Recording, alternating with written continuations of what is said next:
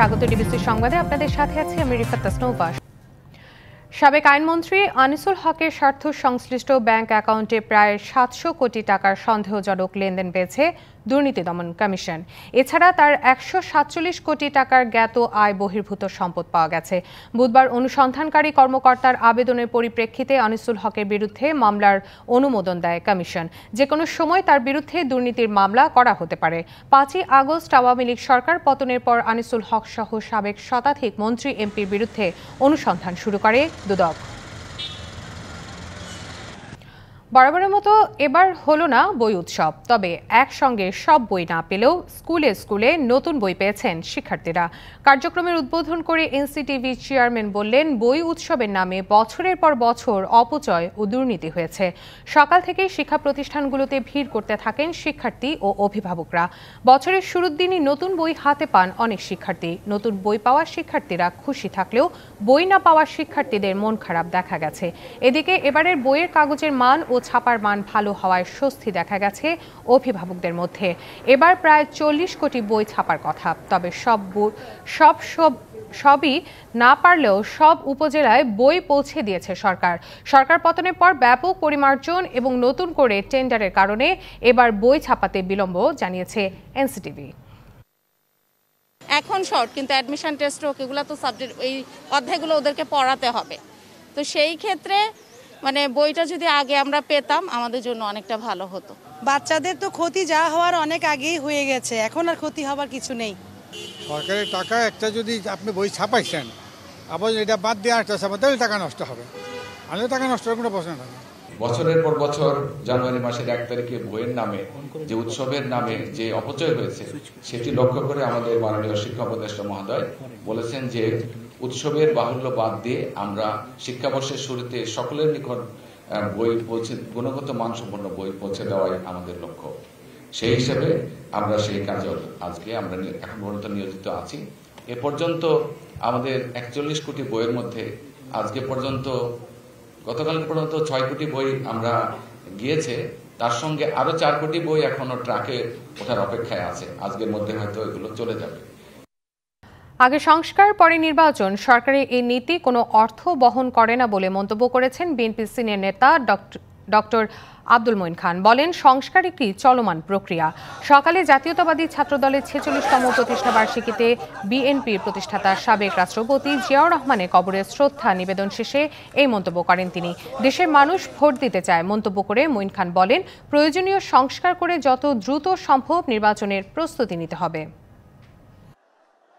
সংস্কার কোনোদিন থেমে থাকে না, কাজেই আগে সংস্কার পরে নির্বাচন, অথবা আগে নির্বাচন পরে সংস্কার, এগুলো কোনো অর্থবহ প্রশ্ন নয়। আমরা এই বিশ্বাস রাখি যে একটি সমন্বয়ের মাধ্যমে সকল যে সংস্কার যেগুলো অতি প্রয়োজনীয়, সেই সংস্কারগুলো হবে। জুলাই গণঅভ্যুত্থানে ক্ষতিগ্রস্ত 2229টি পরিবারকে সহায়তা করেছে জুলাই শহীদ স্মৃতি ফাউন্ডেশন। বুধবার দুপুরে বাংলা মোটরের কার্যালয়ে এসব কথা জানান সংগঠনটির সাধারণ সম্পাদক সার্জিস আলম। সার্জিস জানান, 826 শহীদের মধ্যে 198 জন ছাড়া বাকি সবার পরিবার সহায়তা পেয়েছে। পারিবারিক ক্রন্দল ও বিভেদের কারণে শহীদ পরিবারের অনেকে এক হয়ে আসতে পারেন না জানিয়ে সার্জিস জানান, সেটা ঠিক করার চেষ্টা করা হচ্ছে। সহায়তা পাওয়াদের মধ্যে রয়েছে 628টি শহীদ পরিবার ও 1601টি আহত পরিবার। এখন পর্যন্ত 109 কোটি 20 লাখ 5 টাকা অনুদান দেওয়া গেছে বলে সার্জিস জানান।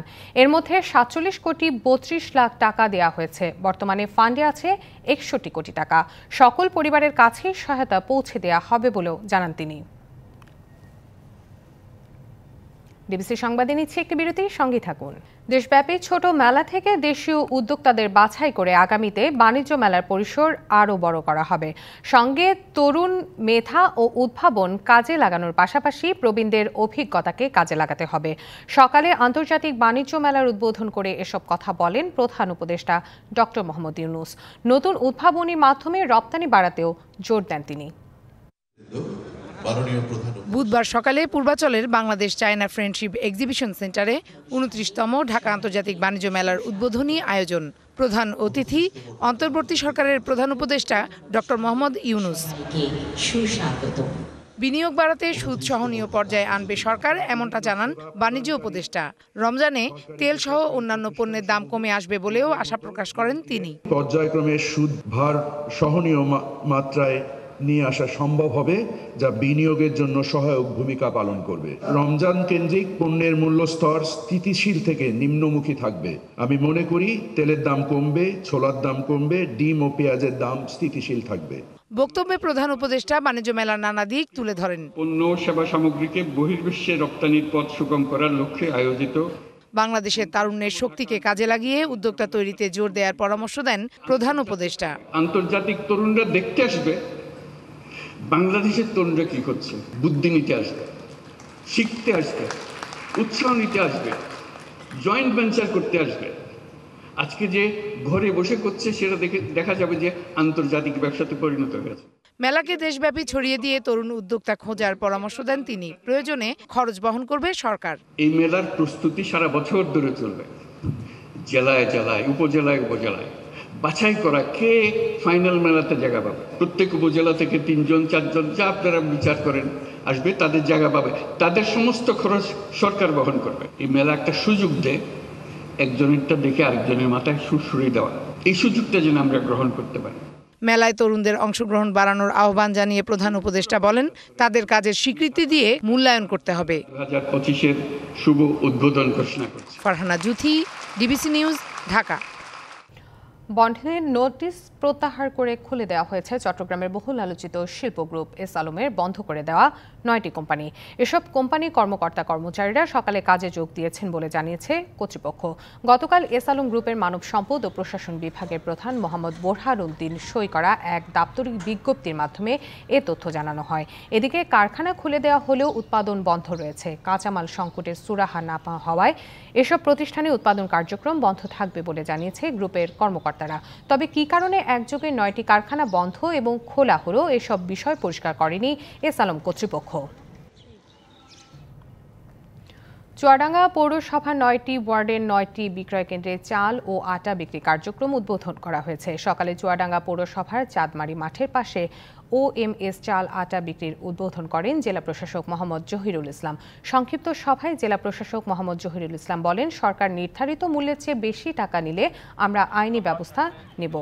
সভায় জানানো হয়, একজন ক্রেতা 30 টাকা কেজি দরে প্রতিদিন সর্বোচ্চ 5 কেজি চাল ও 24 টাকা কেজি দরে 5 কেজি আটা খোলা বাজার থেকে কিনতে পারবেন। একজন ডিলারকে সরকারি ছুটির দিন ছাড়া প্রতিদিন 555 কেজি করে চাল ও আটা বিক্রির জন্য বরাদ্দ দেওয়া হবে।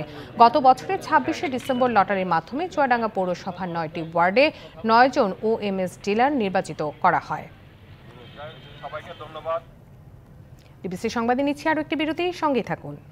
সমালোচনার জন্য সমালোচনা নয়, যৌক্তিক সমালোচনা করে ক্রিকেট ও বিসিবিকে সহায়তা করার আহ্বান সভাপতি ফারুক আহমেদের। আপনার বোলাররা শিখবে কিভাবে ভালো ব্যাটিং উইকেটে বল করা যায়, ওই অভ্যাসটা থাকতে হবে, তাহলে কিন্তু ব্যাটসম্যানের মধ্যে ওই ফিয়ারলেস ক্রিকেট খেলা যায় আর কি। ওয়ার্ল্ড ক্লাস করতে পারবেন না। আমরা চেষ্টা করছি হলে গিয়ে বিপিএলটাকে একটা রিয়েল ফ্র্যাঞ্চাইজি টুর্নামেন্ট, যেই টুর্নামেন্টে ফ্র্যাঞ্চাইজি ওনাররা। আন্তর্জাতিক প্রতিষ্ঠান ব্লুমবার্গ স্বীকৃত বাংলাদেশের শীর্ষস্থানীয় টেকসই প্রতিষ্ঠান আইডিএলসি ফাইন্যান্স PLC। সংবাদে ছিল এখনকার মতো, সঙ্গে থাকুন।